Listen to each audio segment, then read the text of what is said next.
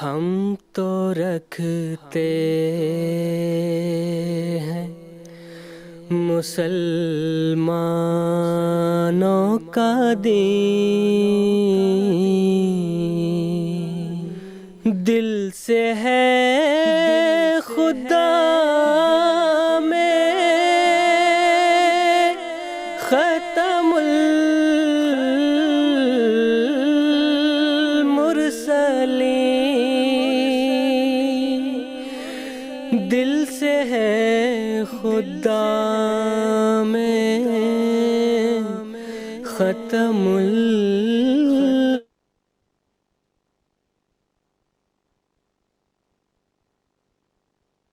तमुल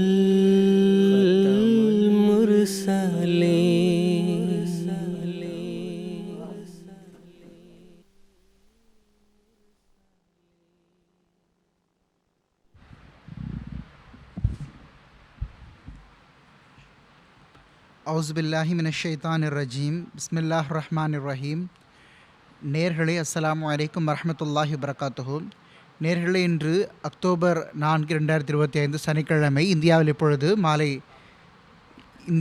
இரவு 10 மணி ஆகிறது. ஜிஎம்டிக்கு ஏற்ப மாலை 4:30 மணி ஆகும். நேர்களே, இது ராஹிஹுதா நிகழ்ச்சிக்கான நேரமாகும். காதியானிலிருந்து ராஹிஹுதாவின் லைவ் டிஸ்கஷன் ப்ரோக்ராமின் 4 எபிசோடுகளை கொண்ட ஒரு முழு தொடர் வந்திருக்கின்றோம். இன்றைய இந்த எபிசோடு இந்த தொடரின் 2வது எபிசோடு ஆகும். இந்த முழு தொடரிலும் நாம் ஃபஸாயிலுல் குர்ஆன் என்ற தலைப்பில் உரையாடுவோம். ஃபஸாயிலுல் குர்ஆன் என்பது சையதுனா ஹஜ்ரத் மிர்ஸா பஷீருதீன் மஹ்மூத் அஹ்மத் 2வது ஹலீஃபத்துல் மஸீஹ் அல் முஸ்லிஹுல் மௌஊத் ரலியல்லாஹு அன்ஹு அவர்களுடைய சொற்பொழிவின் தொகுப்பு ஃபஸாயிலுல் குர்ஆன், திருக்குர்ஆனின் சிறப்புகள் என்ற பெயர் வெளியாகி இருக்கின்றது. இந்த முழு தொடரில் இந்த தலைப்பில் தான் நாம் உரையாடுவோம். நேர்களை, நீங்கள் அறிந்தது போன்று ராஹிஹுதா நிகழ்ச்சி லைவாக இருப்பதுடன் சேர்த்து ஒரு இன்டராக்டிவ் நிகழ்ச்சியாகவும் இருக்கின்றது. அதாவது நம்முடைய நேர்கள் தம்முடைய கேள்விகள் மூலமாக நம்முடைய இந்த நிகழ்ச்சியில் இருந்து கொள்ள முடியும். நாங்கள் இங்கே ஸ்டுடியோ டிஸ்கஷனோடு சேர்த்து நேர்களுடைய கேள்விகளை இங்கு ஸ்டுடியோவில் இருக்கக்கூடிய அறிஞர்கள் முன்னால் எடுத்து வைப்போம். அறிஞர்கள் இந்த நிகழ்ச்சியின் வாயிலாகவே உங்களுடைய இந்த கேள்விகளுக்கு பதிலளிப்பார்கள். நேர்களை, எங்களோடு இணைந்து கொள்வதற்காக நீங்கள் டெலிவிஷன் ஸ்க்ரீனில் எங்களோடு தொடர்பு கொள்வதற்கான அனைத்து விவரங்களையும் பார்த்து கொண்டிருப்பீர்கள். நீங்கள் டெலிஃபோன் லைன் மூலமாகவும் தொடர்பு கொள்ள முடியும். இதே போன்று டெக்ஸ்ட் மெசேஜஸ் மற்றும் ஃபேக்ஸ் மெசேஜஸ் மற்றும் இமெயில் ஆகியவற்றின் வசதியும் உள்ளது. நேர்களே, இன்றைய இந்த எபிசோடில் என்னுடன் இருக்கக்கூடிய அறிஞர் பெருமக்களை, ஸ்டுடியோவில் இருக்கக்கூடியவர்களை நான் முதலில் அறிமுகம் செய்து வைத்திருக்கின்றேன். மதிப்பிற்குரிய மௌலானா முகமது ஹமீத் கௌசர் சாஹிப், மதிப்பிற்குரிய மௌலானா அத்தாவுல் முஜிப் லோன் சாஹிப் ஆகிய 2 அறிஞர் பெருமக்களும் இன்றைய எபிசோடில் என்னுடன் உரையாடுவார்கள். இருவரையும் நான் வரவேற்கின்றேன். நேர்களே, திருக்குர்ஆன் எத்தகைய அறிவுபூர்வமான சான்றுகளை தன்னுள் கொண்டிருக்கிறது என்றால் அவை மனித அறிவை ஏற்றுக்கொள்ள வைத்து விடுகின்றன. அத்துடன் சேர்த்து எழுத்துப்பூர்வமான சான்றுகள் அதன் உண்மைத்துவத்தை மேற்கொண்டு உறுதிப்படுத்தி விடுகின்றன. இந்த நூல் வஹி மற்றும் அறிவு ஆகிய இரண்டுக்கும் உள்ள அழகிய வேறுபாட்டை எடுத்து வைக்கிறது. இன்று நான் அந்த சான்றுகளின் அடிப்படையில் திருக்குர்ஆனின் சிறப்புகளை புரிவதற்கு முயற்சி செய்வோம். இது சம்பந்தமாகவே என்னுடைய முதல் கேள்வி மதிப்புக்குரிய மௌலானா முகமது ஹமீத் கௌசர் சாஹிபிடம் என்னவென்றால், சையதுனா ஹஜ்ரத் முஸ்லிம் மௌஊத் ரலியல்லாஹு அன்ஹு அவர்கள் திருக்குர்ஆனின் சிறப்புகளுக்கான எந்த காரணங்களை தமது சொற்பொழிவில் எடுத்துக் கூறியுள்ளார்களோ அவற்றை பற்றி சுருக்கமாக நேர்களுக்கு எடுத்துக் கூறுமாறு கேட்டுக்கொள்கின்றேன். ஜஸாக் அல்லாஹ். பிஸ்மில்லாஹிர் ரஹ்மானிர் ரஹீம். சையதுனா ஹஜ்ரத் முஸ்லிம் மௌஊத் ரலியல்லாஹு அன்ஹு அவர்கள் கிட்டத்தட்ட 26 காரணங்களை தம்முடைய இந்த சொற்பொழிவுகள் எடுத்துக் கூறியிருக்கின்றார்கள். அவற்றின் விளக்கங்கள் எடுத்துக் கூறியிருக்கின்றார்கள். சையதுனா ஹஜ்ரத் முஸ்லிம் மௌஊத் ரலியல்லாஹு அன்ஹு அவர்கள் ஃபஸாயிலுல் குர்ஆன், அதாவது திருக்குர்ஆனின் சிறப்புகளை பற்றி ஒரு சொற்பொழிவு மட்டும் இல்லாமல் பல சொற்பொழிவுகள் மட்டுமல்லாமல் தஃப்சீரே கபீரும் பல நூல்களிலும் எழுதியிருக்கின்றார்கள். தற்காலத்தில் இருக்கக்கூடிய சூழல் எப்படிப்பட்ட காலகட்டம் என்றால், இப்பொழுது சோஷியல் மீடியா, இன்டர்நெட் மற்றும் மற்ற வழிவகைகள் இன்று ஒவ்வொருவருடைய கையிலும் இருக்கின்றது. ஒவ்வொரு மதத்தின் அறிஞரும் சரி, அவர் ஏதாவது ஒரு வகையில் அவருடைய மதத்தின் வேதம்தான் எல்லாவற்றையும் விட சிறந்தது என்பதை சைகையாகவோ அல்லது நேரடியாகவோ நிரூபிப்பதற்கு முயற்சித்து கொண்டே இருக்கின்றார். பேரிழந்த நிலை என்றால் சிலர் எப்படிப்பட்டவர்கள் என்றால் திருக்குர்ஆனின் உண்மைத்துவத்தில் இதை பற்றிய கேள்வி எழுப்புகின்றார்கள். இந்த கேள்விகள் அல்லது இந்த மேன்மையை நிரூபிப்பதற்கான இந்த தொடர், இதன் ஒளியில் ஹுசூர் அவர்களுடைய இந்த சொற்பொழிவுகள், ஹுசூர் அவர்கள் தஃப்சீர் கபீர் என்ன கூறியிருக்கின்றார்களோ அவற்றை படிப்பது மிகவும் அவசியமாகும். இப்பொழுது நீங்கள் எதை கூறியிருந்தீர்களோ அது சிறப்புக்கான காரணம். அந்த 26 காரணங்களும் இங்கே எடுத்து சொல்ல முடியாதுதான். அதில் 1 அல்லது 2 சிறிது விளக்கமாக நான் எடுத்து கூறுகின்றேன். திருக்குர்ஆன் ஒரே மறைநூலாகும். இம்மின் உம்மத்தின் இல்லா ஹலாஃபிஹா நசீர் என்பதை ஏற்றுக்கொள்ளக்கூடிய ஒரே மறையாகும். அதாவது உலகத்தில் ஒவ்வொரு இடத்திலும் அல்லாஹ் ஒரு எச்சரிப்பாளரை அனுப்பியிருக்கின்றான். வலிகுல்லி கௌமின் ஹாத், ஒவ்வொரு சமுதாயத்திற்கும் ஒரு நேர்வழி காட்டக்கூடியவரை நாம் அனுப்பியிருக்கின்றோம்.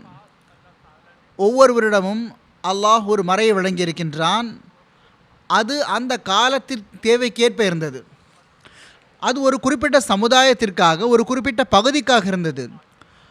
ஆனால் அதற்கு உலகளாவிய அந்தஸ்து இருக்கவில்லை. ஆனால் அது அல்லாஹ்வின் தரப்பிலிருந்து அந்த எச்சரிப்பாளர் மற்றும் அந்த நேர்வழி காட்டக்கூடியவருக்கு வழங்கப்பட்டது என்பதில் எந்த சந்தேகமும் கிடையாது. காலம் கடந்த பிறகு அது தன்னுடைய அசல் நிலையில் நிலை பெற்றிருக்க முடியவில்லை. எப்பொழுது வரை அதனுடைய தேவை இருந்ததோ அப்பொழுது வரை அது இருந்தது. பிறகு அல்லாஹ் திருக்குர்ஆனை அனுப்பினான். இன்ன ஹாஸா லஃபிஸ் சுஹுஃபில் ஓலா, அல்லாஹ் தெளிவாக கூறிவிட்டான், இதில் முந்தைய நூல்கள் இருந்தன. அந்த முந்தைய மறைநூல்களில் அவசியமாக இருந்த அத்தனை போதனைகளும் இதில் பாதுகாக்கப்பட்டன. இதனுடைய ஒரு தனிச்சிறப்பு என்னவென்றால், கியாமத்து வரை மனிதனுக்கு தேவையான விஷயங்கள் அனைத்தும் இதில் எடுத்து கூறப்பட்டுள்ளன. இது ஒரு விஷயமாகும். ஹஸ்ரத் முஸ்லிம் மௌத் ரலியல்லாஹு அன்ஹு அவர்கள் எந்த காரணங்கள் எடுத்து கூறினார்களோ அதில் முதல் விஷயம் மம்பா என்று கூறியிருக்கின்றார்கள். இது எங்கிருந்து வந்தது? அதாவது ஊற்று. நான் ஏற்கனவே கூறினேன்,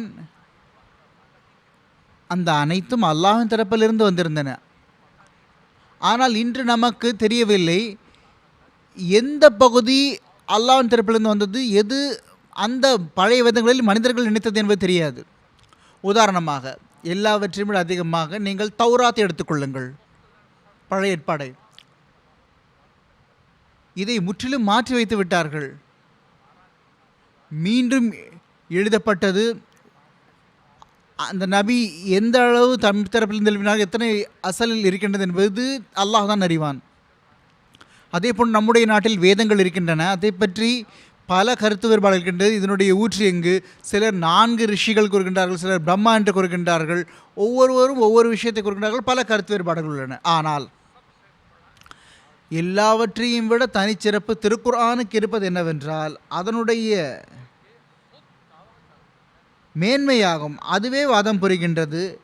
இன்னா அன்சல்நாஹு குர்ஆனன், அல்லாஹ் கூறுகின்றான், யாமே இறக்கினோம், யாம் இதை இறக்கக்கூடியவராகவும். மம்பா அதாவது தோற்றுவித்தவன், அதன் ஊற்று அல்லாஹ்விடமிருந்து வந்ததாகும். பிறகு அல்லாஹ் கூறுகின்றான், இன்னா நஹ்னு நஸல்னா ஸிக்ர வ இன்னா லஹு லஹாஃபிதூன். 2 விஷயம். நாமே இதை இறக்கினோம், வேறு எவரும் இறக்கவில்லை. ஹாஃபிதூன், இதை பாதுகாக்கக்கூடியவர், உண்மையான முறையில் பாதுகாக்கக்கூடியவர் நாமே ஆவோம். கியாமத் நாள் வரை நாம் இதை பாதுகாப்போம். மற்ற மதத்தின் வேதங்களை போன்று இதில் மனிதனுடைய தலையீடு இருக்க முடியாது. அல்லாஹ் மட்டுமே இதை பாதுகாக்கக்கூடியவனாக இருக்கின்றான்.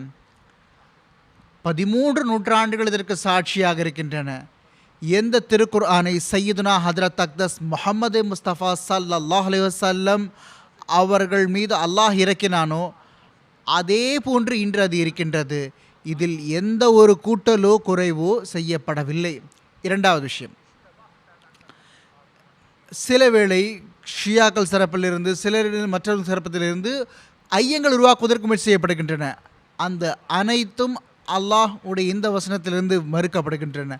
இன்னா லஹுல் ஹாஃபிதூன், அதாவது யாமே இதை பாதுகாக்கக்கூடியவராகவும் நாம் இதை பாதுகாக்கக்கூடியவராக இருக்கும் பொழுது இதில் எந்த மாற்றமும் செய்யப்பட முடியாது, எந்த ஒரு கூடுதலும் ஏற்பட முடியாது, இதில் எந்த ஒரு குறைவும் ஏற்பட முடியாது. பிறகு அல்லாஹ் இரண்டாவது விஷயத்தை என்ன செய்திருக்கிறார் என்றால், ஹுசூர் ரலியல்லாஹு அன்ஹு அவர்கள் இதனுடைய இரண்டாவது தனிச்சிறப்பாக குறிக்கின்றார்கள். இரண்டாவது காரணமாக என்னவென்றால் சரீஉல் அஸர், அதாவது விரைவாக தாக்கம் ஏற்படுத்தக்கூடியதாகும். இது இரண்டாவது காரணம். மற்ற நூல்களை விட திருக்குரான் மேன்மையானது என்பதற்கு பாருங்கள். இதனுடைய விளைவுகளை பாருங்கள். 23 ஆண்டுகள் இது நபி ஸல்லல்லாஹு அலைஹி வஸல்லம் அவர்களுடைய அருளுக்குரிய காலகட்டத்தில் இறங்கியது. அந்த சமுதாயம் ஒரு காட்டு மிராண்டி சமுதாயம், மிருகத்தனமான வாழ்விலும் மனிதனுடைய வாழ்விலும் வித்தியாசம் பார்க்காமல் வாழ்ந்த அந்த சமுதாயம். ஹதரத் மஸீஹ் அலைஹிஸ்ஸலாம் அவர்கள் கவிதையில் கூறுகின்றார்கள், சாதஃப்தஹும் கௌமன் கரோசின் ஜில்லத்தன் ஃபஜஅல்தஹும் கஸபீகத்தில் இக்கியானி, அதாவது நீர் அவர்களை ஒரு சாணத்தை போன்று பார்த்தீர், மேலும் அவர்களை நீர் தங்கத்தட்டு போன்று மாற்றிவிட்டீர். ஆக திருக்குரானுடைய சிறப்பாகும். மிகப்பெரிய விஷயம் என்னவென்றால் இது விளைவுகளை விரைவாக ஏற்படுத்தக்கூடியதாகும். இதனுடைய முழு விளைவுகளும் மனிதனுக்கு முன்னால் இருக்கின்றது. ஹதரத் ரசூலுல்லாஹ் ஸல்லல்லாஹு அலைஹி வஸல்லம் அவருடைய காலத்தில் அரபு மக்கள் காட்டுமிராண்டிகளாக இருந்தார்கள். அன்னார் அவர்களை மனிதத்துவத்திற்கு கற்றுக் கொடுத்தார்கள் அவர்களுக்கு. பிறகு அவர்களை பண்புள்ள மனிதர்களாக மாற்றினார்கள், ஒழுக்கமுள்ள மனிதர்களாக மாற்றினார்கள். பிறகு ஒழுக்கமுள்ள மனிதர்கள் என்ற அந்த தரத்திலிருந்து இறைவனை காட்டக்கூடியவர்களாக ஆக்கினார்கள்.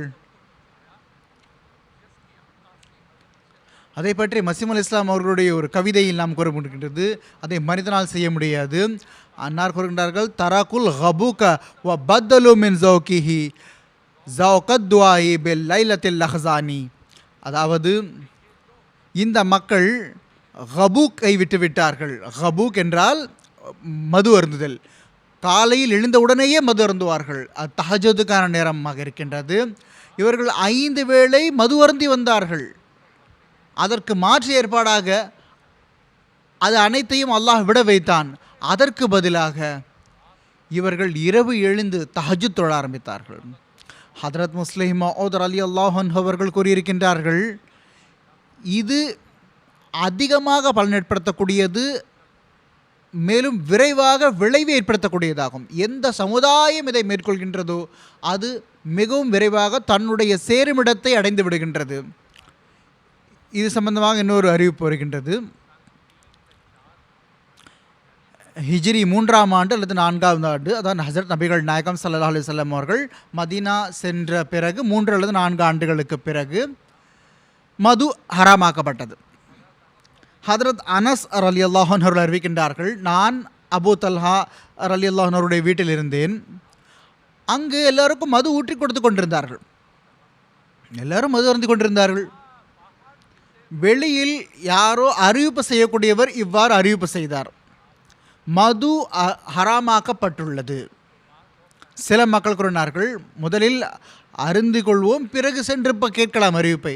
இன்னொரு சொன்னார் முதலில் சென்று அறிவிப்பை கிளையில் என்ன கூறுகின்றார். அவர் சொன்னார், இந்த மது ஹராமாகிவிட்டது. எல்லோரும் அந்த பானைகளை உடைத்து விட்டார்கள், இல்லாமலாக்கி விட்டார்கள். நீங்கள் சொல்லுங்கள், மதத்தின் வரலாற்றிலேயே இந்த அளவு விரைவாக தாக்கத்தை ஏற்படுத்தக்கூடிய ஒரு மறைநூல் இருந்திருக்கின்றதா? இன்று எத்தனை அரசாங்கங்கள் இருக்கின்றனவோ சிலர் முயற்சி செய்கின்றார்கள் மதுவை நிறுத்துவதற்கு, தடை செய்வதற்கு முயற்சி செய்கின்றார்கள். ஆனால் பிறகும் கூட மக்கள் அதை விடுவதில்லை. ஆனால் அந்த சமுதாயம் மிகவும் சீர்கெட்டிருந்த சமுதாயம், காட்டுமராண்டிகளாக இருந்த மக்கள். திருக்குரான் எப்படிப்பட்ட தாக்கத்தை ஏற்படுத்தியது என்றால், வஹி இறங்கிய உடனே அவர்கள் அதை விட்டுவிட்டார்கள். இது ஒரு சாதாரண விஷயம் கிடையாது. உலகத்தின் எந்த மறையும் இது போன்ற தாக்கத்தை ஏற்படுத்தவே முடியாது. இப்படிப்பட்ட ஒரு மாற்றத்தை ஏற்படுத்த முடியாது. பிறகு இதே மாற்றம் 1400 ஆண்டுகளாக தொடர்கிறது. சில கட்டுப்படாதவர்களும் இருக்கின்றார்கள் தான், சரிதான். சில எதிரிகளும் இருக்கின்றார்கள் தான். ஆனால் ஒரு மிகப்பெரிய எண்ணிக்கை இருக்கின்றது. அது அந்த போதனையை பின்பற்றியே நடந்து வருகின்றது. இது திருக்குர்ஆனின் ஒரு மிகப்பெரிய தனிச்சிறப்பாகும். இதற்குள் ஒரு மாற்றம் ஏற்படுத்துவதற்கான ஒரு ஆற்றல் இருக்கின்றது. அது மற்ற வேதங்களில் கிடையாது. அது அனைத்தையும் நாம் பார்க்கின்றோம். ஆயிரக்கணக்கான முயற்சிகள் செய்த பிறகும் கூட அந்த மாற்றங்களை அவர்களால் செய்ய முடியவில்லை. அது அவர்கள் செய்ய நினைப்பது செய்ய முடியவில்லை. அந்த அந்த மார்க்கம், அந்த மதம் அவர்கள் உருவாக்க நினைப்பது உருவாகவில்லை. இது திருக்குர்ஆனின் ஒரு மேன்மையாகும். அதனுடைய தனிச்சிறப்பு எல்லாவற்றை விட மேலானது என்பதற்கான ஒரு சான்றாகும். மீண்டும் நான் குறிப்பிடுகின்றேன், என்றாவது இதில் இந்த அனைத்து அவசியமான போதனைகள் எது கடந்த காலத்தில் இருந்தனவோ இதில் இணைக்கப்பட்டுள்ளன. முக்கியமான எந்த ஒரு சமுதாயமும் எங்களுடைய மதத்தில் பற்றி இதில் கூறப்படவில்லை என்று சொல்ல முடியாது. இரண்டாவது விஷயம் இதில் என்ன கூறப்பட்டிருக்கிறது என்றால், இதற்குள் அல்லாஹ் என்ன வாதம் புரிந்திருக்கான் என்றால், இன்னான் நிச்சயமாக நானே இதை இறக்கினேன், யாமே இதை இறக்கினோம், யாமே இதை பாதுகாப்போம். எதற்கு அல்லாஹ்வே உத்தரவாதம் கொடுக்கின்றானோ அதை விட ஒரு உண்மைத்துவம் வாய்ந்த மறைநூல் வேறு இது இருக்க முடியும். இது விரைவாக தாக்கத்தை ஏற்படுத்தக்கூடியதாகும். இதனுடைய தாக்கம் மிக அதிகமாக ஏற்படும். இதனுடைய எல்லா சொற்களும் அல்லாஹ்விடமிருந்து வந்திருக்கின்றன, அந்த ஒளியிடமிருந்து வந்திருக்கின்றன. இது மனிதன் மீது தாக்கத்தை ஏற்படுத்துகின்றன. எல்லாவற்றையும் விட அதிகமாக அந்த காலத்தில் சீர்கெட்டிருந்த அந்த சமுதாயத்தை இந்த மறைநூல் மூலமாக ஹதரத் முஹம்மது முஸ்தபா ஸல்லல்லாஹு அலைஹி வஸல்லம் அவர்கள் காட்டுமிராண்டியர்களாக இருந்த அந்த மக்களை மிருகத்தனத்திலிருந்து மனிதர்களாகவும், மனிதர்களிலிருந்து பண்பான மனிதர்களாகவும், ஒழுக்கமான மனிதர்கள் என்ற அந்த இடத்திலிருந்து, இந்த நூரின் பரக்கத்திலிருந்து இறைவனை அடைந்த மக்களாக ஆகிவிட்டார்கள். அவர்கள் பெரும் இறை நேசர்கள் உருவாகினார்கள். அவர்களுக்கு யாருக்கு இறைவனை பற்றி கவனமே இருக்கவில்லையோ, சிலைகளை வணங்கி வந்தார்களோ, எல்லா பாவங்களும் மூழ்கியிருந்தார்களோ, ஆனால் அல்லாஹ் ஹதரத் வாக்களை கொண்டு கூறியது போன்று ஒரு குப்பையை போன்றிருந்த மக்களை அன்னார் அவர்களை தங்கமாக மாற்றிவிட்டார்கள் ரசூலுல்லாஹி ஸல்லல்லாஹு அலைஹி வஸல்லம் அவர்கள். அது இந்த திருக்குர்ஆன் மூலமாக. இது இந்த திருக்குர்ஆனின் மிக பெரும் தனிச்சிறப்பாகும். உலகம் ஏற்றுக்கொண்டாலும் சரி, ஏற்றுக்கொள்ளவில்லை என்றாலும் சரி, யார் அறிவுபூர்வமாக இருக்கிறார்களோ அவர்கள் இந்த விஷயத்தை ஏற்றுக்கொள்கின்றார்கள், அறிவாளிகள். ஜஸாக்குமுல்லாஹ் தஆலா அஹ்ஸனல் ஜஸா. நேர்களே, நம்முடைய ஒரு டெலிஃபோன் காலர் நம்முடைய இந்த நிகழ்ச்சி இணைந்து விட்டார்கள். இந்தியாவிலிருந்து மதிப்புக்குரிய குறைஷி அப்துல் ஹக்கீம் சாப் இப்பொழுது நம்முடன் லைனில் இருக்கின்றார்கள். வாருங்கள், அவர்களுடைய கேள்வி கேட்கலாம். அஸ்ஸலாமு அலைக்கும் குறைஷி அப்துல் ஹக்கீம் சாப். வலைக்கம் அஸ்ஸலாம் வரஹ்மத்துல்லாஹி வபரகாத்துஹு. பிஸ்மில்லாஹிர் ரஹ்மானிர் ரஹீம். முதலாவதாக ஹஜ்ரத் அமீருல் முஃமினீன் அய்யதஹுல்லாஹு தஆலா பினஸ்ரில் அஸீஸ் அவர்களுக்கும் ஜமாத்துக்கும் சலாத்தை தெரிவித்துக் கொள்கிறேன். அஸ்ஸலாமு அலைக்கும் வரஹ்மத்துல்லாஹி வபரகாத்துஹு. என்னுடைய கேள்வி என்னவென்றால், சூரா முஹம்மதுடைய கடைசி வசனம்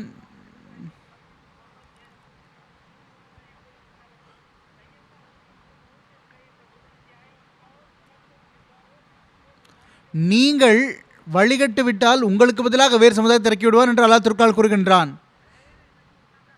கைர் அஹ்மதி அறிஞர்கள் நினைக்கின்றார்கள் இது இமாமே ஆசம் அபு ஹனீஃபா ரஹ்மத்துல்லாஹி அவர்களை குறிக்கின்றது என்று. வாஹரின மின்ஹும் என்ற வசனத்திற்கு விளக்கம் அளிக்கும் பொழுது நபி ஸல்லல்லாஹு அலைஹி வஸல்லம் சஹாபா பெருமக்கள் அல்லாஹ்வின் தூதர் அவர்களே, இந்த ஆஹரின் யார் என்று கேட்டார்கள். அப்பொழுது அன்னார் ஹதரத் சல்மான் ஃபாரிஸி அவர்களுடைய பாற்று கூறினார்கள், இவர்களுடைய சமுதாயத்தில் இருந்து ஒரு நபர் பிறப்பார் என்று. இதில் என்ன பொருள்? மசீஹ் அலைஹிஸ்ஸலாம் அவர்களுடைய உண்மைத்துவத்தை இந்த வசனத்திலிருந்து எப்படி சொல்ல முடியும்? ஜஸாக்குமுல்லாஹ் ஹக்கீம் சாப். அத்தால் முஜிப் லோன் சாஹிப் அவர்களிடம் இவங்களுடைய கேள்வி என்னவென்றால், திருக்குர்ஆனில் 2 முன்னறிவிப்புகளை பற்றி கூறுகின்றார்கள், 2 வசனங்களை கூறுகின்றார்கள். அவர் சொல்கின்றார்கள், கைர் அஹ்மதி மக்கள் சொல்கிறார்கள் அந்த வசனங்கள் இமாம் அபு ஹனீஃபா ரஹ்மத்துல்லாஹி அவர்களை குறிக்கின்றது என்று. அஹ்மதியா ஜமாத்துடைய கருத்து என்ன என்று கேட்கின்றார்கள். ஜஸாக்குமுல்லாஹ். பிஸ்மில்லாஹிர் ரஹ்மானிர் ரஹீம். நேரத்தை அருமையின் கருத்தை கொண்டு மிகவும் சுருக்கமாக கூறுகின்றேன். இவர்கள் சூரா முஹம்மதுடைய கடைசி வசனத்தை பற்றி கூறினார்கள். அதை பற்றி நான் கூறுகின்றேன். அந்த கடைசி வசனத்தில் என்ன இருக்கின்றதுன்னா, அல்லாஹ் கூறுகின்றான், முஸ்லிம்களுக்கு ஒரு விஷயத்தின் பக்கம் வலியுறுத்தி இருக்கின்றான், அல்லாஹுடைய வழியில் செலவு செய்யுங்கள். இன்ஃபாக் ஃபீ சபீலில்லாஹ், இறை வழியில் செலவு செய்தல், இது இஸ்லாமுடைய ஒரு மிகப்பெரிய ஒரு கடமையாகும். அதன் பக்கம் அல்லாஹ் கவனம் மூட்டி இருக்கின்றான். அத்துடன் கருமித்தனத்திலிருந்து தவிர்ந்திருக்குமாறு போதனை வழங்கியிருக்கின்றான், அல்லாஹ்வுடைய வழியில் செலவு செய்ய வேண்டும்.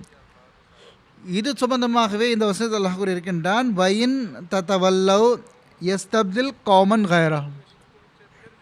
நீங்கள் இந்த கட்டளையை விட்டு சென்று விட்டால், இந்த கட்டளையை பின்பற்றவில்லை என்றால் உங்களுக்கு பதிலாக இன்னொரு சமுதாயத்தை அவன் பிறக்கச் செய்வான், அவர்கள் இந்த கட்டளைகளை அமல் செய்வார்கள். ஹதரத் கலிஃபத்துல் மஸீஹ் சாலிஸ் ரஹ்மத்துல்லாஹி அவர்கள் தம்முடைய குத்பாக்கள் கூறியிருக்கின்றார்கள். அந்த தஃப்சீர்களை அன்வாருல் குர்ஆன் என்ற பெயரில் அது இருக்கின்றது, இன்டர்நெட்டிலும் இருக்கின்றது. அவர்கள் கண்டிப்பாக அப்துல் ஹக்கீம் சாஹிப் இதை படிக்க வேண்டும் என்று நான் கேட்டுக்கொள்கின்றேன். ஹதரத் கலிஃபத்துல் மஸீஹ் சாலிஸ் ரஹ்மத்துல்லாஹி அவர்கள் ஒரு விஷயத்தை கூறினார்கள். சுருக்கம் என்னவென்றால், இந்த வசனத்தில் அல்லாஹ் 3 காலங்களை பற்றி கூறியிருக்கின்றான். ஒரு காலம் ஹஜ்ரத் நபிகள் நாயகம் ஸல்லல்லாஹு அலைஹி வஸல்லம் அவர்கள் தாமே இருந்த காலம். பிறகு ஹதீஸ் தெரிய வருகின்றது 300 ஆண்டுகள். அதிக விளக்கமாக நான் செல்ல மாட்டேன். அந்த ஹதீஸில் 300 ஆண்டுகள் காலம் இருந்தது. அதில் முஸ்லிம்கள் முதலில் சஹாபா, பிறகு தாபிஈன், அடுத்து தபு தாபிஈன் இஸ்லாத்தின் கட்டளைகளை அவர்கள் சரியான முறையில் நிறைவேற்றினார்கள், அல்லாஹ்வுடைய கட்டளை கேட்ப. பிறகு 1000 ஆண்டு வந்தது நடுவில். அதில் முஸ்லிம்கள் திருக்குரானுடைய கட்டளைகளை விட்டு விலகி சென்று விட்டார்கள். ஹதரத் 3வது கலிஃபத்துல் மஸீஹ் ரஹ்மத்துல்லாஹி அவர்கள் கூறுகிறார்கள், எப்படிப்பட்ட காலம் என்றால், அதில் இறைவழியில் செலவு செய்யக்கூடிய மக்களும் இருந்தார்கள், கருமித்தனம் காட்டக்கூடியவர்களும் இருந்தார்கள். ஆனால் யார் என்று கருமித்தனம் காட்டக்கூடியவர்கள் அதிகமாக இருந்தார்கள். அதற்கு பிறகு ஹுசூர் கூறுகின்றார்கள், பிறகு 3வது காலகட்டம் வந்தது. அதை பற்றி தான் திருக்குர்ஆன் இந்த வசனத்தில் கூறப்பட்டுள்ளது. வயின் தத்தவல்லவ் யஸ்தப்தில் கௌமன் கைரக்கும். அந்த காலத்தை பற்றி ஹுசூர் கூறுகின்றார்கள். இந்த காலம் ஹதரத் மஸீஹ் இஸ்லாம் அவருடைய காலமாகும். இது எப்படிப்பட்ட காலம் என்றால், இதில் இறைவழியில் செலவு செய்வதுக்கு மீண்டும் அதே அந்தஸ்து கிடைத்துவிடும். எந்த அந்தஸ்து அதற்கு நபி ஸல்லல்லாஹு அலைஹி வஸல்லம் அவருடைய காலத்தில் இருந்ததோ அதே போன்ற அந்தஸ்து கிடைக்கும் இறைவழியில் செலவு செய்வதற்கு. உங்கள் அனைவருக்கும் தெரியும், அஹ்மதியா ஜமாத்தைச் சேர்ந்த மக்களுக்கு தெரியும், இறைவழியில் செலவு செய்வது சம்பந்தமாக ஜமாத்தில் எந்த அளவு அழுத்தம் கொடுக்கப்படுகிறது, எந்த அளவு இதன் பக்கம் கவனம் ஊட்டப்படுகிறது, மேலும் அல்லாஹ்வின் அருளினால் எந்த அளவு பெரும் பெரும் தியாகங்களை மக்கள் செய்கின்றார்கள் என்பதை நாம் பார்க்க முடிகின்றது. ஆக ஹுசூர் அவர்கள் கூறியிருக்கின்றார்கள், ஹுசூர் ரலியல்லாஹு அன்ஹு அவர்கள் இந்த வசனத்திற்கு 3 காலம் பற்றி கூறப்பட்டுள்ளது. யஸ்தப்தில் கௌமன் கைரக்கும் என்பதில் இறுதி காலத்தை பற்றி முன்னெடுப்பிருக்கின்றது. அது ஹதரத் மஸீஹ் அலைஹிஸ்ஸலாம் அவர்கள் ஆவார்கள். மற்றபடி கைர் அஹ்மதிகளுடைய விளக்கத்தை பற்றி கூறினார்கள்.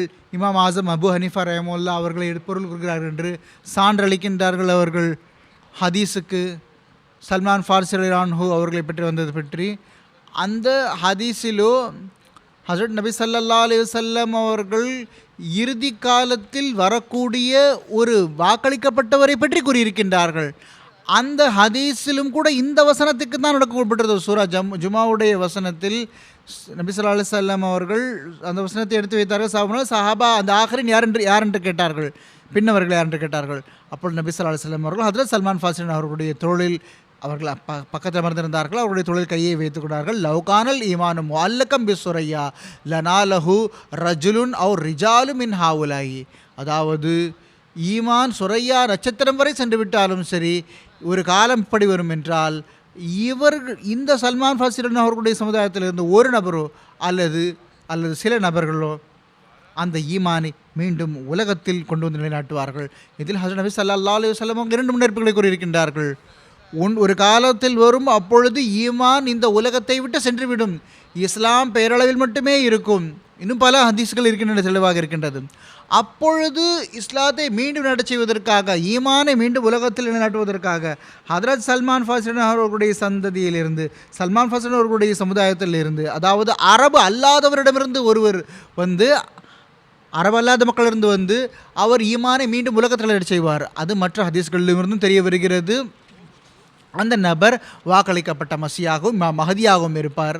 ஹதரத் மசீம் அலைஹிஸ்ஸலாத்து வஸலாம் அவர்கள் மிகவும் விளக்கமாக இது சம்பந்தமாக தம்முடைய நூல்களில் இந்த ஹதீஸ் சார்பாகவும் சூரா ஜுமாவுடைய இந்த வசனங்கள் சம்பந்தமாகவும் அழகாக எடுத்துக் கூறியிருக்கின்றார்கள், தெளிவாக எடுத்துக் கூறியிருக்கின்றார்கள். சான்றுகள் மூலமாக இந்த ஹதீஸில் எந்த நபரை பற்றி கூறப்பட்டிருக்கின்றதோ, எவரை பற்றி முன்னறிவிப்பு செய்யப்பட்டுள்ளதோ அந்த நபர் நான் ஆவேன். அல்லாஹ் எனக்கு அந்த தரத்தை வழங்கியிருக்கின்றான்.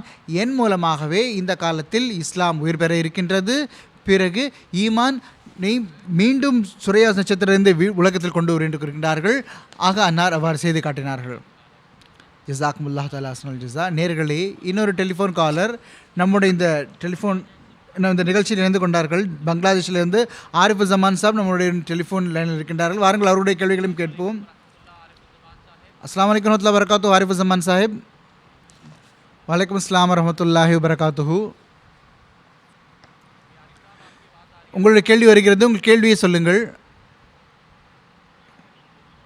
திருக்குரானின் சூரா பக்ரா 856வது வசனம் ஏன் ஆயத்துல் குர்சி என்று கூறப்படுகிறது? இதனுடைய தனிச்சிறப்பு என்ன? ஜஸாக்குமுல்லா ஆரிஃப் ஜமான் சாஹிப். முகமது ஹமீத் கௌசர் சாஹிப் அவர்களிடம் இதற்கு சுருக்கமாக பதிலளிக்குமாறு கேட்டுக்கொள்கின்றேன். சூரா அல் பக்ராவில் ஆயத்துல் குர்சி இருக்கின்றது. இதனுடைய தனிச்சிறப்பு சிறப்பு ஹதீஸ்களில் கூறப்பட்டுள்ளது. இது மிகவும் முக்கியமான வசனமாகும். சூரா அல் பக்ராவில் இருக்கின்றது. இதில் மிகப்பெரிய விஷயம் என்னவென்றால் அல்லாஹுடைய பண்புகள் எடுத்து கூறப்பட்டிருக்கின்றன. அல்லாஹு லா இலாஹா, அல்லாஹ் யார் என்றால் அவனை தவிர வணக்கத்துக்குரிய யாரும் இல்லை. பிறகு அதற்கு முழு விளக்கம் இருக்கின்றது. இவர்களுடைய கேள்வி வசியா குர்சியுஹு ஸமாவாதி வல் அர்ல். குர்சி என்றால் அறிவு, ஹுக்குமத், அதாவது அரசாங்கம். இதில் அல்லாஹுடைய அரசாங்கம் இருக்கின்றது. அவன் நாடுவதை செய்கின்றான். அனைத்தும் அவனுடைய ஞானத்தில் இருக்கின்றது. சிறிய பெரிய அனைத்து விஷயமும் அல்லாஹ் அறிந்திருக்கின்றான். இதில் ஓரிறைமை பற்றி கூறப்பட்டுள்ளது. அல்லாஹுடைய பண்புகள் எடுத்து கூறப்பட்டுள்ளன. எனவே இதற்கு மிகவும் முக்கியத்துவம் உள்ளது. மனிதன் இதை மீண்டும் மீண்டும் ஓதும்போது அல்லாஹுடைய பண்புகள் அவன் முன்னால் வருகின்றன, அவனுடைய சிந்தனையில் வருகின்றது. அல்லாஹ் இதில் எதை கூறியிருக்கிறான் என்பதை அவன் புரிந்து கொள்கின்றான். இதில் ஆயத்துல் குர்சி என்று பெயர் வைக்கப்பட்டிருக்கிறது. வசிய குர்சிஹு ஸமாவாதி வல் அர்ல் என்று இருப்பதுதான் காரணம். இதில் அந்த சொல்லை பற்றி கூறப்பட்டுள்ளது. அதன் பொருத்தமாக இதற்கு ஆயத்துல் குர்சி என்று பெயர் வைக்கப்பட்டுள்ளது. அறிவிப்புகளை பொறுத்தவரை ஹதரத் வாக்களிக்கப்பட்ட மஸீஹ் அலைஹிஸ்ஸலாத்து வஸலாம் அவர்கள் பொதுவாக இந்த ஆயத்துல் குர்சியை தொழுகையில் ஓதி வந்தார்கள். முதல் ரக்காத்தில் இது, இரண்டாவது ரக்காத்தில் குல் ஹுவல்லாஹு அஹத் இதை திலாவத் செய்து வந்தார்கள். சஹாபா கூறுகின்றார்கள், மிகவும் உருக்கமாக இதை ஓதி வந்தார்கள். இதில் குறிப்பாக அல்லாஹுடைய பண்புகள் பற்றி மஸீஹ் இஸ்லாம் அவர்கள் மீண்டும் மீண்டும் சொல்வார்கள். இது இதனுடைய நோக்கமாகும். சூரா பக்ரா முழுமையாக ஓதுங்கள். அதனுடைய சுருக்கம் என்னவென்றால் ஆயத்துல் குர்சி தான். இதுதான் அந்த நீரூற்றாகும். முழு சூராவும் அதனுடைய விளக்கமாகும், அல்லது முழு திருக்குர்ஆனே இதனுடைய விளக்கம் என்று சொல்லலாம். அல்லாஹுடைய பண்புகள் எடுத்து கூறப்பட்டுள்ளன. அல்லாஹுடைய ஓரிறைமை பற்றி கூறப்பட்டுள்ளது. இதுதான் இது சுருக்கமான பதிலாகும். ஜஸாக்குமுல்லாஹ் தஆலா அஸ்னல் ஜஸா. நிகழ்ச்சியை உணர்ந்து சென்றவாறு என்னுடைய அடுத்த கேள்வி மதிப்புக்குரிய மௌலானா அத்தால் முஜீப் லோன் சாஹிபிடம் என்னவென்றால், சையதுனா ஹதரத் இரண்டாவது ஹலிஃபத்துல் மஸீஹ் ரலியல்லாஹு அன்ஹு அவர்கள் திருக்குர்ஆன் இறைவன் புறமிருந்து வந்திருப்பதற்கான 3 சான்றுகள் எடுத்துரைத்துள்ளார்கள். அதை சற்று விளக்கத்தை எடுத்துக் கூறுவோம். ஜஸாக்குமுல்லா. ஃபஸாயிலுல் குர்ஆன் நீங்கள் உங்களுடைய முன்னுரையிலும் கூறியிருந்தீர்கள். ஹதரத் முஸ்லிமோத் ரலியல்லாஹு அன்ஹு அவர்களுடைய மிகவும் கருத்தாழமிக்க சொற்பொழிவுகளின் ஒரு தொகுப்பாகும். இந்த சொற்பொழிவுகளில் ஹதரத் முஸ்லிமோத் ரலியல்லாஹு அன்ஹு அவர்கள் திருக்குர்ஆனின் சிறப்புகள், திருக்குர்ஆனின் மேன்மை, அதனுடைய மகத்துவத்தை பற்றி மிகவும் உன்னதமான முறையில் எடுத்துக் கூறியிருக்கின்றார்கள். திருக்குர்ஆனின் சிறப்புகள் பற்றி யாராவது ஒரு தெரிந்து கொள்ள விரும்பினால் அவர் கண்டிப்பாக இந்த நூலை படிக்க வேண்டும். மிகவும் விசாலமான ஒரு கண்ணோட்டத்தில் மிகவும் கருத்தாழமிக்க முறையில் இதில் எடுத்துக் கூறியிருக்கின்றார்கள். நீங்கள் ஒரு கேள்வியை கேட்டிருந்தீர்கள் இது சம்பந்தமாக. அது சம்பந்தமாக நான் கூறுகின்றேன். ஹதரத் முஸ்லிமோத் ரலியல்லாஹு அன்ஹு அவர்கள் இந்த சொற்பொழிவுகளில் தம்முடைய உரைகளில் ஒரு சொற்பொழிவில் கூறினார்கள், திருக்குர்ஆனுடைய சூரா ஹூத் 18வது வசனத்து சம்பந்தமாக திருக்குர்ஆன் இறைவன் புறம் வந்திருப்பதற்கான 3 சான்றுகள் வந்து கூறுகின்றார்கள். அந்த வசனத்தையும் அதனுடைய மொழியாக்கத்தையும் நான் நேர்களுக்கு வைத்து விடுகின்றேன். அல்லாஹ் கூறுகின்றான், அஃபமன் கான அலா பையினத்தி மிர் ரப்பிஹி வ யத்லூஹு ஷாஹிதும் மின்ஹு வமின் கபிலிஹி கிதாபு மூசா இமாமுஹும் ரஹ்மா. தம் இறைவன் தரப்பிலிருந்து ஒரு ஒளிமயமான சான்றுகள் நினைத்திருப்பவர், அதற்கு பின்னாலிருந்தும் ஒரு சாட்சி வருபவர், அவரை பின்பற்றக்கூடியவராக இருப்பார். அதற்கு முன்னரும் மூசாவின் மறை வந்துவிட்டது, அது அதற்கு சான்றளிக்கின்றது. அது இவருடைய மறைக்கு முன்னால் மக்களுக்கு இமாமாக இருந்தது. அவர் பொய்யான ஒரு வாதம் புரிவராக இருக்க முடியுமா? ஹஜ்ரத் நபிகள் நாயகம் ஸல்லல்லாஹு அலைஹி வஸல்லம் அவர்களுடைய உண்மைத்துவம் மற்றும் திருக்குர்ஆனுடைய உண்மைத்துவம் அது இறைவன் புறமிருந்து வந்திருப்பதற்கான சான்றுகள் திருக்குர்ஆனின் இந்த வசனத்தில் 3 சான்றுகளை ஹுசூர் ரலியல்லாஹு அன்ஹு அவர்கள் இருப்பதாக இருக்கின்றார். இறந்த கால விஷயத்தையும் குறிக்கின்றான் அல்லாஹ், நிகழ்காலத்தையும் குறிக்கின்றான், எதிர்காலத்தையும் குறிக்கின்றான். 3 கால சான்றுகளையும் அல்லாஹ் ஒன்று சேர்த்து இந்த திருக்குர்ஆன் வசனத்தில் திருக்குர்ஆனுடைய உண்மைத்துவத்தையும் எடுத்துக் கூறியிருக்கின்றான். அது நபிகள் நாயகம் ஸல்லல்லாஹு அலைஹி வஸல்லம் அவர்களுடைய உண்மைத்துவத்தையும் எடுத்துக் கூறியிருக்கின்றான். இந்த 3 சான்றுகளை பற்றி ரொம்ப சுருக்கமாக நான் எடுத்து சொல்கின்றேன். அந்த 3 சான்றுகள் என்ன? முதல் சான்று ஹுசூர் கூறினார்கள், ஹுசூர் ரலியல்லாஹு அவர்கள், அஃபமன் கான அலா பையினத்தி மிர் ரப்பி. ஹஜ்ரத் நபிகள் நாயகம் ஸல்லல்லாஹு அலைஹி வஸல்லம் அவர்களை பற்றி கூறுகின்றான், அவர் பொய்யராக இருக்க முடியுமா? அல்லாஹ்வின் தரப்பிலிருந்து ஒரு தெளிவான சான்று, அதாவது திருக்குர்ஆனில் நின்றிருப்பவர். திருக்குர்ஆன் அப்படிப்பட்ட ஒரு மறை என்றால் அதில் நிலைத்து நிற்பவர் பொய்யராக இருக்கவே முடியாது.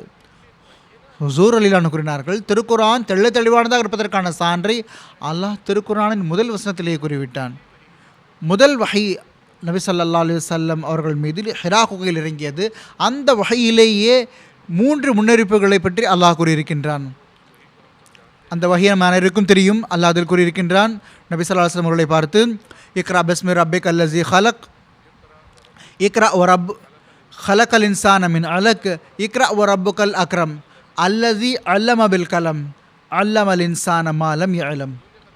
ஹுசூர் கூறினார்கள், இதில் திருக்குர்ஆன் தெளிவானதாக இருப்பதற்கான 3 சான்றுகள், 3 முன்னறிவிப்புகள் இருக்கின்றன. முதல் முன்னறிவிப்பில் இருக்கின்றதனால் இக்ரா வ ரப்புக்கல் அக்ரம், நீர் உதவியராக மிகவும் கண்ணியம் வாய்ந்த அந்த இறைவனுடைய பெயரை கொண்டு. ஹுசூர் கூறினார்கள், திருக்குர்ஆன் இறங்கிய பிறகு அல்லாஹ் கண்ணியமானவனாக இருக்கின்றது நிரூபணமானது. அல்லாஹ் எல்லோரும் கண்ணியமாக இருக்கின்றது என்ன? அவனுடைய ஏகத்துவம், அவன் ஓரிறைவனாக இருப்பது அவனுக்கு மிகவும் பிடித்தமான விஷயமாகும். அல்லாஹுக்கு தான் ஓரிறைவனாக இருப்பது அவனுக்கு மிகவும் பிடிக்கும். அது திருக்குர்ஆன் இறங்கிய பிறகுதான் நிலைநாட்டப்பட்டது. இந்த வசனத்தில் இந்த முன்னறிவிப்பு கூறப்பட்டுள்ளது. இந்த வசனம் இறங்கிய பிறகு, திருக்குர்ஆன் இறங்கிய பிறகு அமல் ரீதியாக இந்த முன்னறிவிப்பை அல்லாஹ் நிறைவேற்றி காட்டினான். நம் அனைவருக்கும் தெரியும், அதிக விளக்கத்தில் செல்வதற்கான நேரமும் கிடையாது. நபி ஸல்லல்லாஹு அலைஹி வஸல்லம் அவர்கள் தோன்றும்போது அரபு நாட்டின் நிலைமை எப்படி இருந்தது? எல்லா இடத்திலும் ஷிர்க் பரவி இருந்தது, இணை வைப்பு. ஆனால் திருக்குர்ஆன் இறங்கிய பிறகு, நபி ஸல்லல்லாஹு அலைஹி வஸல்லம் அவர்கள் தோன்றிய பிறகு எவ்வாறு அல்லாஹ் ஓரிறைவனை நிலைநாட்டினான் என்பதை நாம் பார்க்கின்றோம். இது ஒரு முன்னறிவிப்பு. 2வது முன்னறிவிப்பு என்னவென்றால், ஹுசூர் முஸ்லிம் அவர்கள் கூறுகின்றார்கள், அல்லமல் இன்சான பில் கலம், அதாவது மனிதனுக்கு அல்லாஹ் எழுதுகோல் மூலமாக கற்றுக் கொடுத்தான். இதுவும் ஒரு முன்னறிவிப்பு இருக்கின்றது. ஹுசூர் ரலியல்லாஹு அன்ஹு கூறுகின்றார்கள், நபி ஸல்லல்லாஹு அலைஹி வஸல்லம் அவர்களுடைய காலத்தில் எழுதுவதற்கான வழக்கமே இருக்கவில்லை, மாறாக மனனம் செய்வதற்கான வழக்கம் இருந்தது. மக்கள் நூற்றுக்கணக்கான கவிதைகளை மனனம் செய்து வைத்துள்ளார்கள். எழுதுவதை மக்கள் இழிவாக கருதி வந்தார்கள். எழுத படிக்கதை விரும்பவே மாட்டார்கள். ஹுசூர் ரலியல்லாஹு அன்ஹு கூறுகிறார்கள், மக்காவில் எழுத படிக்க தெரிந்தவர்கள் 7 பேர் தான் முழு மக்காவிலும். அல்லாஹ் திருக்குர்ஆன் இந்த வசனத்தில் கூறுகின்றான், இப்பொழுது எழுதுகோலின் மூலமாக அறிவு பரவும் என்று கூறினான். நாம் பார்த்தோம், திருக்குர்ஆன் இறங்கிய பிறகு உடனேயே எல்லா சஹாபாவும் எழுத படிக்க கற்றுக்கொண்டார்கள். மதீனாவின் சின்ன சின்ன பிள்ளைகளும் எழுத படிக்க கற்றுக்கொண்டார்கள் திருக்குர்ஆன் இறங்கிய பிறகு. எந்த மக்கள் எழுத படிப்பதை இழிவாக கருதினார்களோ அவர்கள் எழுத படிப்பதை பேர் பெற்று விட்டார்கள். இது எழுதுகோளின் மூலமாக ஞானங்கள் பரவுவதற்கான ஒரு துவக்கமாகும். அந்த முன்னறிப்பு இந்த வசனத்தில் இருக்கின்றது. அதற்கு பிறகு ஏற்பட்ட அந்த மறுமலர்ச்சி இருக்கின்றது ஒரு மிகப்பெரிய புரட்சி. எந்த அளவு அதிகமாக எழுதுகோள் மூலமாக அறிவு பரவியது என்பதை பற்றி கூறப்பட்டிருக்கிறது. இதிலும் கூட முன்னறிவிப்பு இருக்கின்றது. இந்த எழுதுகோள் மூலமாக இந்த ஞானங்கள் பரவும். ஆனால் திருக்குர்ஆனின் அந்த சிறப்புகள், திருக்குர்ஆனுடைய போதனை, அது அறிவு எல்லா காலத்திலும் நிலைபெற்றிருக்கும். எல்லா விதமான ஞானங்களும் வளர்ச்சியடையும் தான். எழுதுகோள் அடிப்படையாக இருக்கும். ஆனால் திருக்குர்ஆன் எல்லா காலத்திலும் ரெலவெண்ட்டாக இருக்கும். திருக்குர்ஆனுடைய போதனை ஒருபோதும் நிறைவடையாது. நாம் பார்க்கின்றோம் இன்றைய காலத்திலும் கூட பெரிய பெரிய சயின்டிஸ்ட் உருவாகிவிட்டார்கள், பெரும் பெரும் கண்டுபிடிப்புகளை செய்கின்றார்கள். ஆனால் சில காலத்திற்கு பிறகு தெரிய வருகின்றது, இல்லை அவர்கள் கண்டுபிடிப்பு தவறானதாக இருந்தது அல்லது அரைகுறையாக இருந்தது, அதில் இன்னும் கொஞ்சம் வித்தியாசப்படுகின்றது, அதில் முது விஷயம் முன்னால் வருகின்றது. சில காலத்திற்குள்ளேயே அந்த கண்டுபிடிப்புகள் மாறிவிடுகின்றன. ஆனால் ஹுசூர் ரலியல்லாஹு அன்ஹு கூறுகின்றார்கள், திருக்குர்ஆனின் இந்த வசனத்தில் கூறப்பட்டுள்ளது திருக்குர்ஆனுடைய ரிலவெண்ட் எப்பொழுதும் நடைபெற்றிருக்கும், அது ஒருபோதும் முடிவடையாது. பிறகு ஹுசூர் முஸ்லிம் மௌத் ரலியல்லாஹு அன்ஹு கூறுகின்றார்கள், மூன்றாவது முன்னறிவிப்பு இந்த வசனத்தில் அல்லாஹ் கூறியிருக்கின்றான், அல்லமல் இன்சான மாலம் யஅலம். திருக்குர்ஆன் இறங்கிய பிறகு எப்படிப்பட்ட ஞானங்கள் உலகத்தில் விளக்கப்படுகின்றன, மக்கள் எதுக்கு அதை பற்றி அதற்கு முன்னால் தெரியாது. ஹுசூர் கூறினார்கள், திருக்குர்ஆனிலேயே அல்லாஹ் எப்படிப்பட்ட விஷயங்களை கூறியிருக்கின்றான் என்றால் அது பற்றி மக்களுக்கு முன்னால் தெரியாமல் இருந்தது. முன்னால் இருந்த வேதங்கள் அதை பற்றி கூறவே இல்லை. தௌராத்தில் கிடையாது, இஞ்சிலில் கிடையாது, வேறு எந்த வேதங்களிலும் கிடையாது. ஆக அல்லாஹ் திருக்குர்ஆனில் அந்த அறிவுகளை வெளிப்படுத்தி கூறினான். அது அல்லாமலும் கூட திருக்குர்ஆன் மட்டுமல்லாமலும் கூட இன்னும் பல பல புது புது அறிவுகள் வெளிப்பட ஆரம்பித்தன. முஸ்லிம்களை கூட எப்படிப்பட்ட அறிவுகளை கண்டுபிடித்திருக்கின்றால் அது பற்றி முன்னால் எங்கேயுமே கூறப்படவில்லை. இந்த மூன்று முன்னறிவிப்புகளையும் இந்த முதல் வசனத்தில் எல்லாம் கூறிவிட்டான். ஹுசூர் என்ன கூறுகின்றார்கள், இது எதற்கு சான்று பகிர்கின்றது என்றால் திருக்குர்ஆன் பையினாவாக, அதாவது தெள்ள தெளிவானதாக இருக்கின்றது. நபி ஸல்லல்லாஹு அலைஹி வஸல்லம் அவர்கள் ஒரு ஒளிமிகுந்த ஒரு சான்றை நிலைத்திருக்க என்பதற்கான ஒரு விஷயமாகும். பிறகு இரண்டாவது சான்றை ஹுசூர் ரலியல்லாஹு அன்ஹு கூறுகின்றார்கள், வமின் கபிலிஹி கிதாபு மூசா இமாமும் வரஹ்மா. இதற்கு முன்னால் மூசாவுடைய வேதம் இருக்கின்றது, அது இமாமாகவும் ரஹ்மத்தாகவும். சூரா ஆராஃப் உடைய ஒரு வசனத்தையும் இடைச்சர்களாக இதில் கூறியிருக்கின்றார்கள் ஹுசூர் ரலியல்லாஹு அன்ஹு அவர்கள். அல்லாஹ் திருக்குர்ஆனில் சூரா ஆராஃபில் கூறியிருக்கின்றான், அல்லதீன யத்தபிஊன ரசூல நபியல் உம்மியல்லதி யஜிதூனஹு மக்தூபன் இந்தஹும் ஃபித் தௌராத்தி. அந்த எழுத படிக்க தெரியாத நபியை இவர்கள் பின்பற்றுகிறார்கள். அவரை பற்றி இவர்கள் தம்முடைய தௌராத்திலும் இஞ்சிலிலும் எழுதப்பட்டிருப்பதை பற்றி பார்க்கிறார். அவர்களை பற்றி முன்னறிவிப்பிருக்கிறார் நபி ஸல்லல்லாஹு அலைஹி வஸல்லம் அவர்களை பற்றி. இதுதான் இந்த வசனத்திற்கு சான்று. இந்த வசனம் முன்னரே ஹஜ்ரத் நபிகள் நாயகம் ஸல்லல்லாஹு அலைஹி வஸல்லம் அவர்களை பற்றி, அவர்களுடைய வருகையை பற்றி பைபிளில் பழைய ஏற்பாடில் கூறப்பட்டிருக்கின்றது. முன்னறிப்புகள் இருந்தன. பல நபிமார்களுடைய முன்னறிப்புகளை எடுத்துக் கூறியிருக்கின்றார்கள். அது மூசா அலைஹிஸ்ஸலாம் அவர்கள், ஹஜ்ரத் யஸயா அலைஹிஸ்ஸலாம், ஹஜ்ரத் ஈசா அலைஹிஸ்ஸலாம் அவர்கள், இன்னும் பல நபிமார்களுடைய முன்னறிப்புகள் இருக்கின்றன.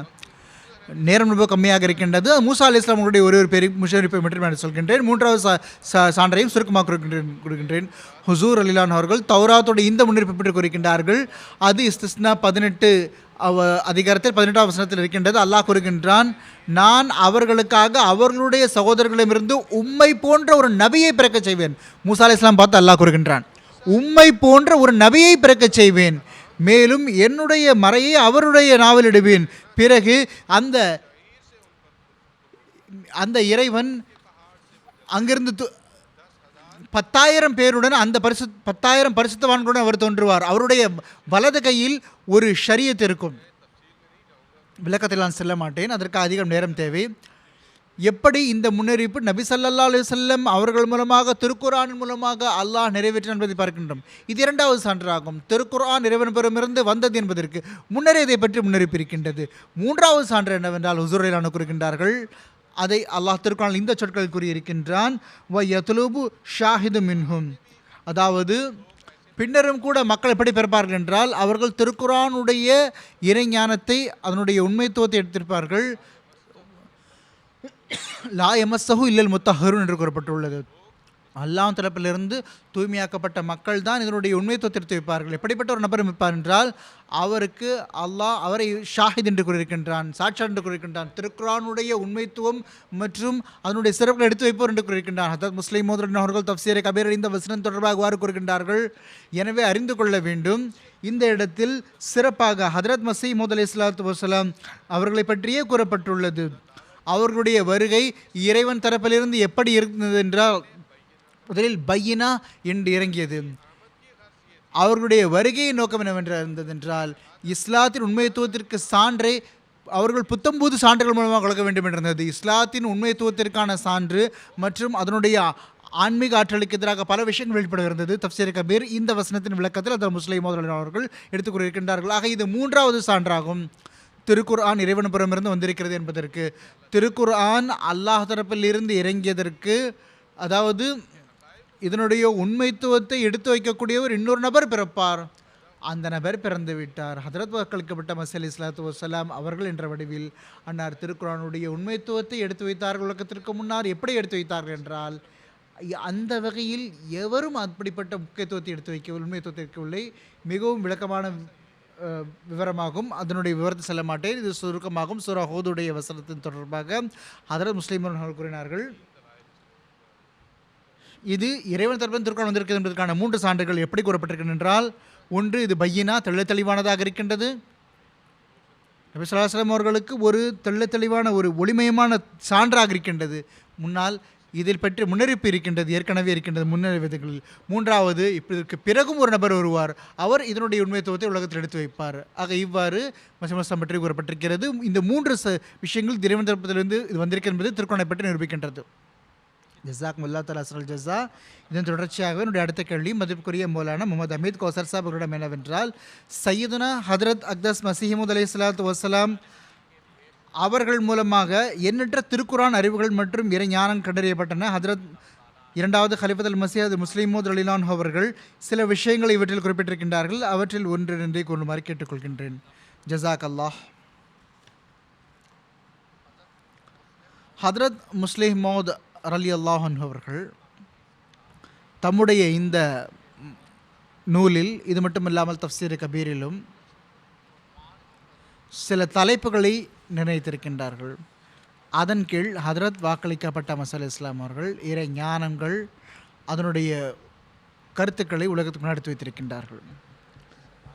அது திருக்குர்ஆனுடைய உண்மைத்துவத்திற்கு சான்று பகர்கின்றது, திருக்குர்ஆனுடைய மேன்மைக்கு சான்று பகர்கின்றது. இந்த சான்று வேறு எந்த ஒரு நூலிலும் கிடையாது.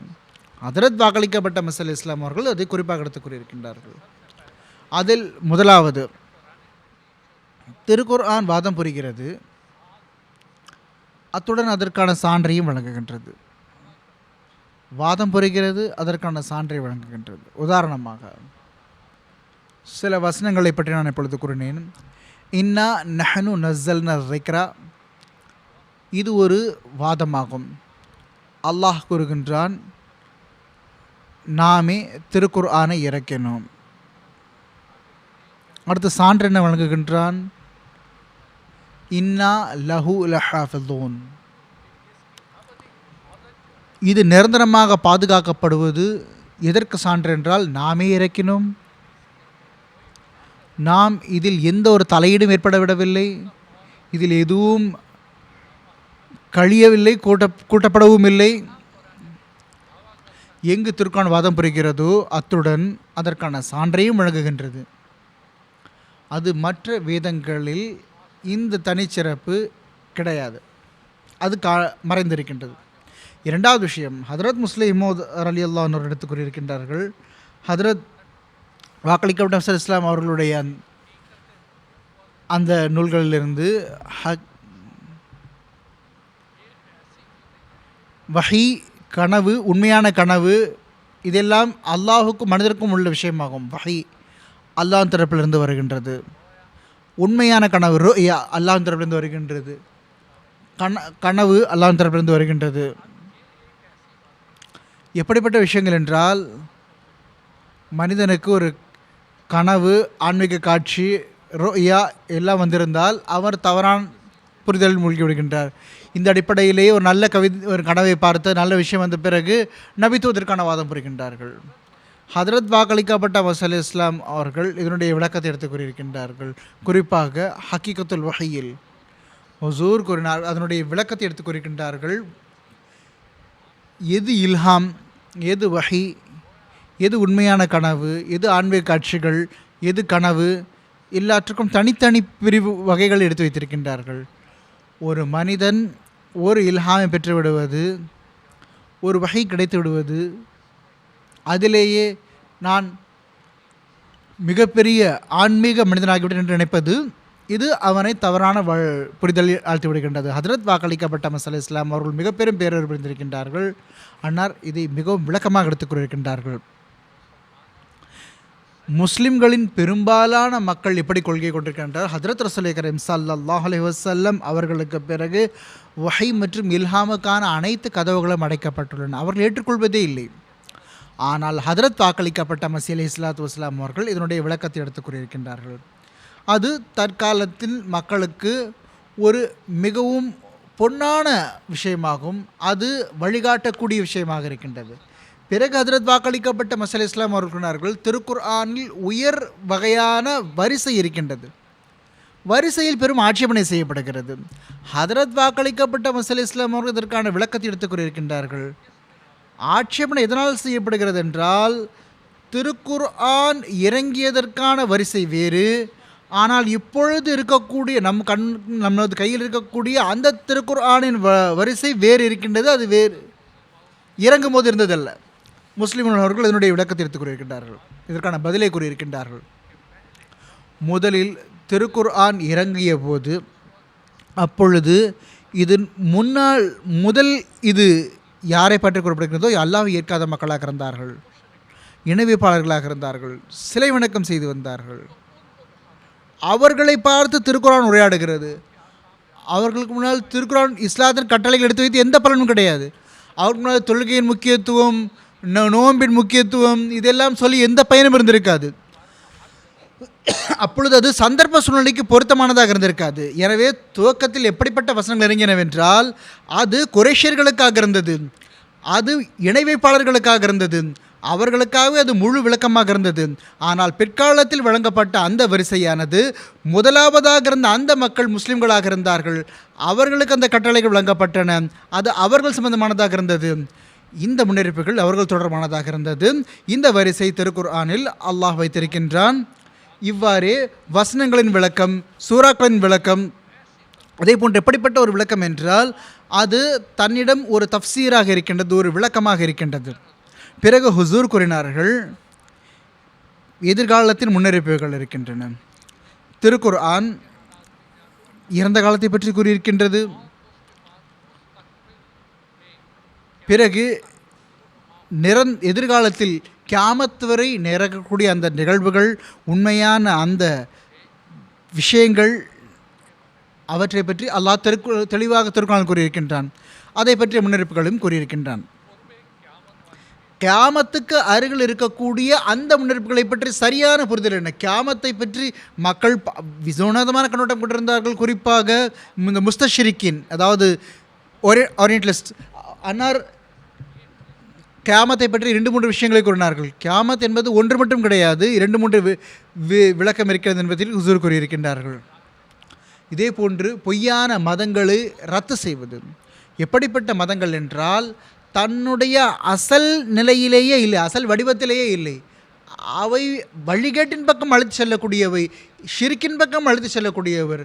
திருக்குர்ஆன் அவற்றிற்கான மறுப்பையும் மிகவும் விளக்கமாக கூறியிருக்கின்றது. இது இதனுடைய ஒரு தனிச்சிறப்பாகும்.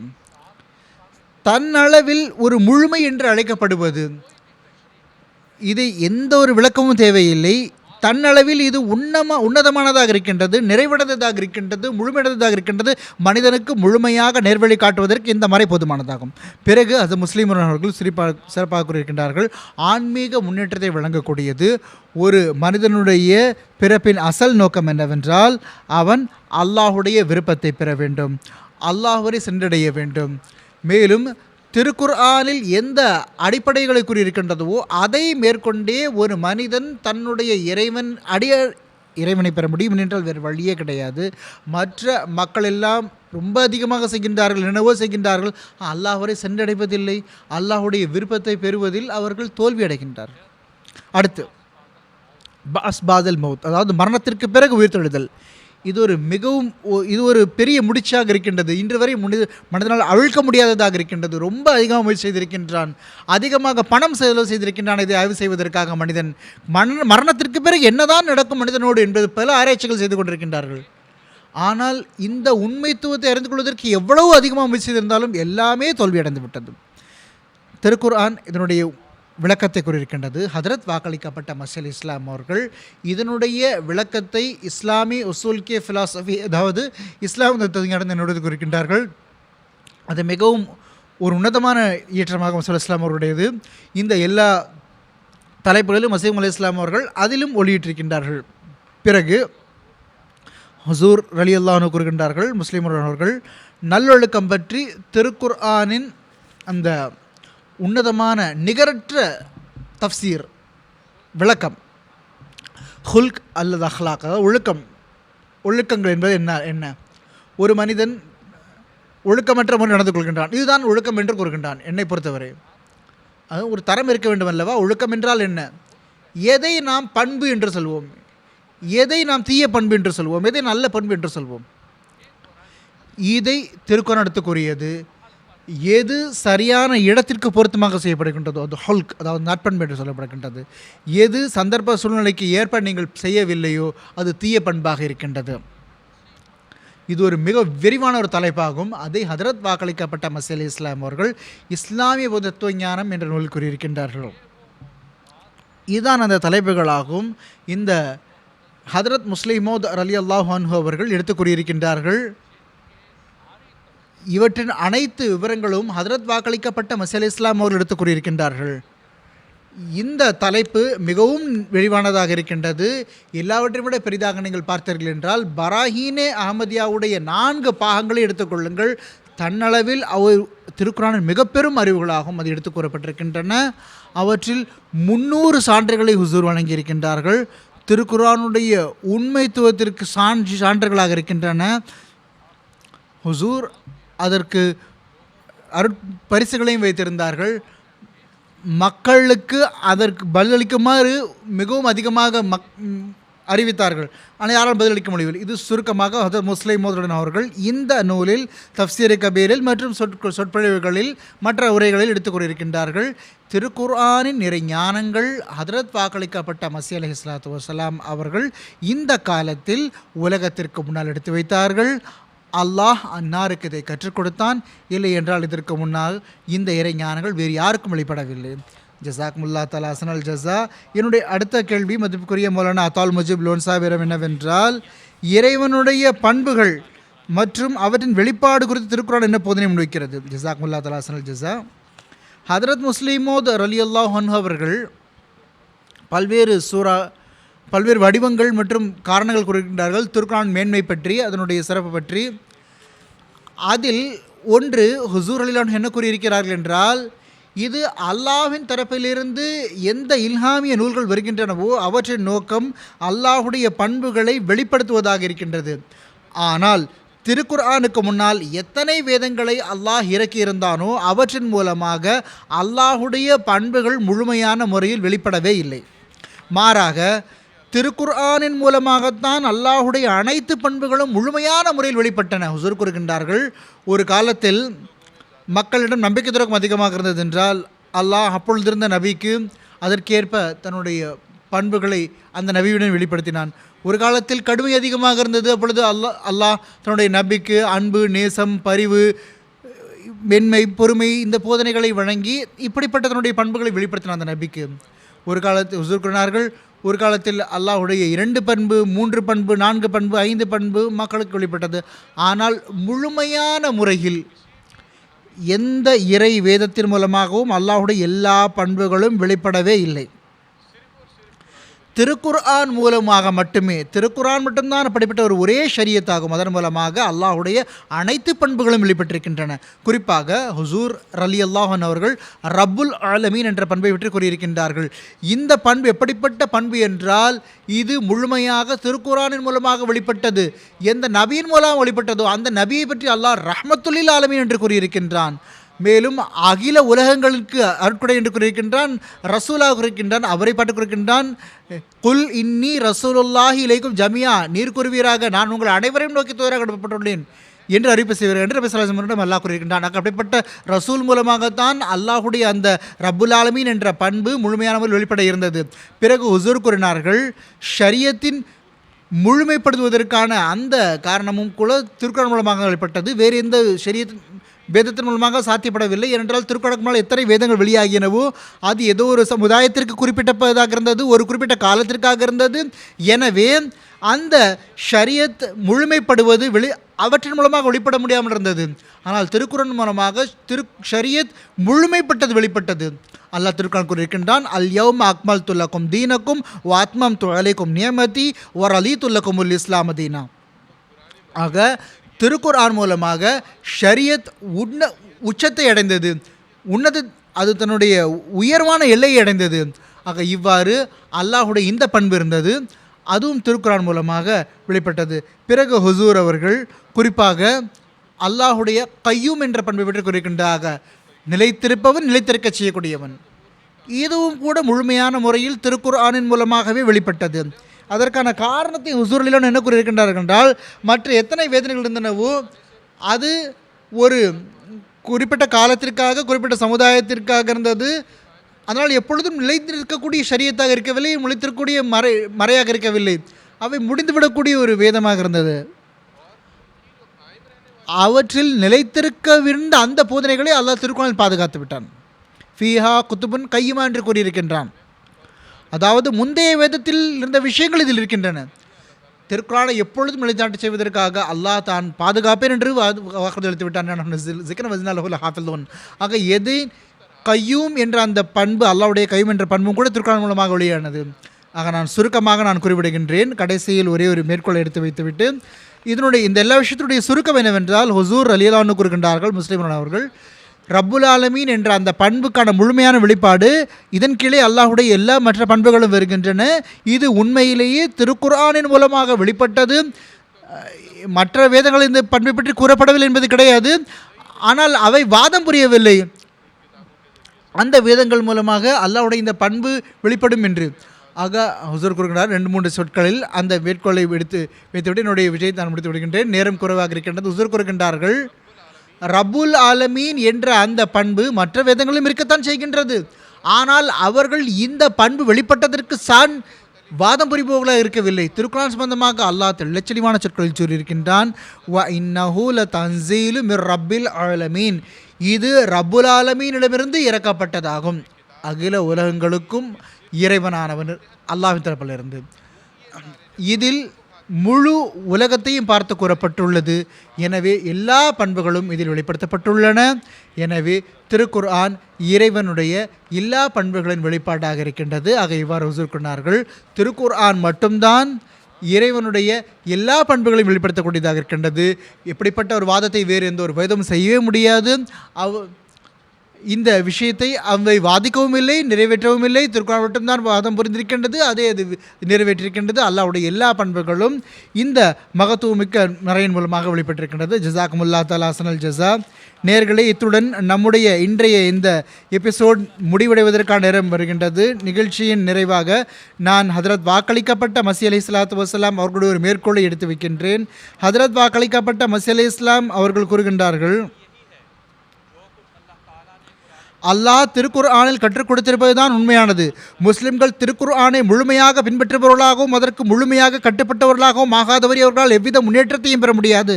எந்த அளவு அவர்கள் திருக்குர்ஆனை விட்டு விலகிச் செல்கிறார்களோ அந்த அளவே அவர்கள் முன்னேற்றத்திற்கான படித்தரங்களை விட்டும் வழிகளை விட்டு விலகிச் செல்கிறார்கள். திருக்குர்ஆன் படி செயல்படுவதே முன்னேற்றத்திற்கும் நேர்வழிக்கும் ஏதுவாக அமையும். மல்ஃபூசா தொகுதி 4 பக்கம் 379, 2003 ரப்பா வெளியீடு.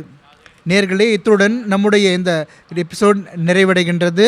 இன்ஷா அல்லாஹ் தாலா அடுத்த எபிசோடில் இதே தலைப்பில் நாம் உரையாடலை துவங்குவோம். அதுவரை உங்களிடமிருந்து விடைபெறுகின்றோம். அஸ்ஸலாமு அலைக்கும் வரஹ்மத்துல்லாஹி வபரகாத்துஹு.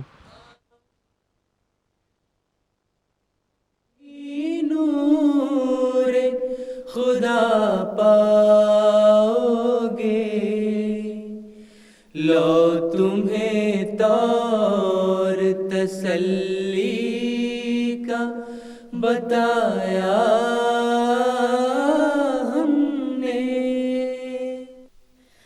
आओ लोगों के यही नूर खुदा पाओगे